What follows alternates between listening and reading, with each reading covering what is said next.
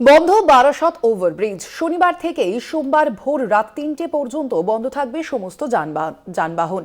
দু চাকা থেকে পণ্যবাহী গাড়ি এই সময়কালে কিছুই চলাচল করবে না। আগামী ২০ সপ্তাহ সমস্ত বিষয় খতিয়ে দেখে বিকল্প পথে যান চলাচলের ব্যবস্থা ইতিমধ্যেই করা হয়েছে প্রশাসনের পক্ষ থেকে, অর্থাৎ যেন সমস্যায় না পড়তে হয় নিত্যযাত্রীদের এবং একই সঙ্গে যান চলাচল যেন স্বাভাবিক থাকে, সেই কারণেই কিন্তু বিকল্প ব্যবস্থাও ইতিমধ্যেই করা হয়েছে প্রশাসনের পক্ষ থেকে। আপনাদের জানিয়ে রাখি, বন্ধ বারাসত ওভারব্রিজ। আজ থেকে সোমবার ভোর রাত ৩টে পর্যন্ত বন্ধ থাকবে সমস্ত যানবাহন। আমরা আরো বিস্তারিত জানবো। আমাদের সঙ্গে সরাসরি রয়েছেন বারাসত থেকে আমাদের প্রতিনিধি ভক্তি দে। ভক্তি, যে বিষয়টি জানতে চাইবো মূলত কি কারণে এই যান চলাচল বন্ধ থাকবে এবং তার পাশাপাশি জানতে চাইবো যে এর পরিপ্রেক্ষিতে যান চলাচল যেন স্বাভাবিক থাকে, কোনো যাতে সমস্যা না হয় নিত্যযাত্রীদের, তার জন্য কি কি বিকল্প ব্যবস্থা করা হয়েছে প্রশাসনের পক্ষ থেকে।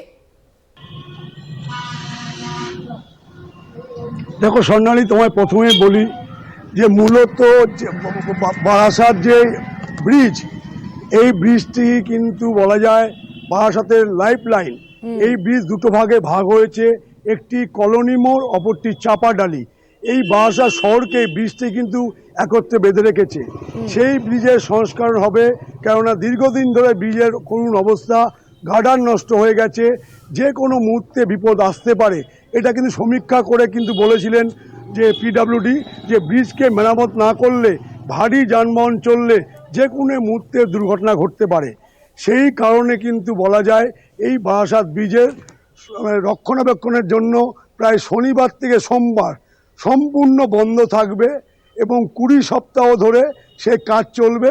সেক্ষেত্রে ভারী যানবাহন চলবে না, কিছু হালকা যানবাহন অর্থাৎ টোটো, অটো, এই ধরনের যানবাহন ব্রিজ দিয়ে যাতায়াত করতে পারে ৩ দিন পর।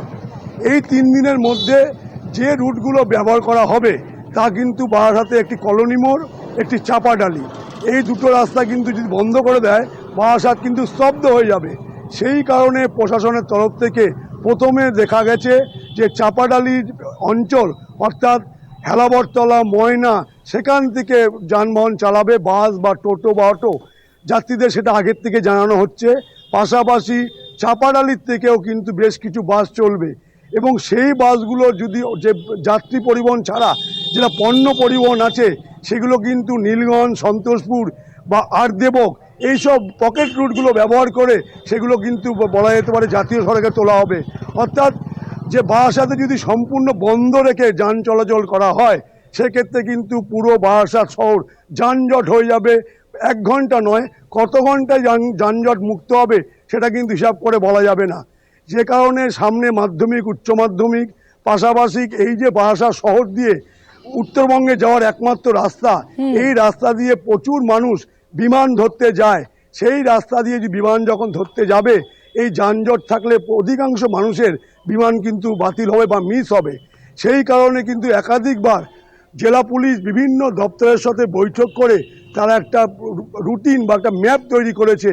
সেই ম্যাপ থেকে পরিষ্কার হেলাবরতলা, কলোনি মোড়, চাপাডালি, ডাকবাংলো বিভিন্ন জায়গার থেকে পকেট রুটে গাড়ি চালাবে এবং যাত্রী পরিবহনের ক্ষেত্রে মানুষকে একটু ঘুরপথে যেতে হলেও তারা কিন্তু নিশ্চিন্ত যেতে পারবে। কেননা এই চাপাডালির পর একটা রাস্তাও নেই যে অন্য রাস্তাতে ডাকবাংলো আসা যায় কিংবা কলোনি মোড়ে আসা যায়।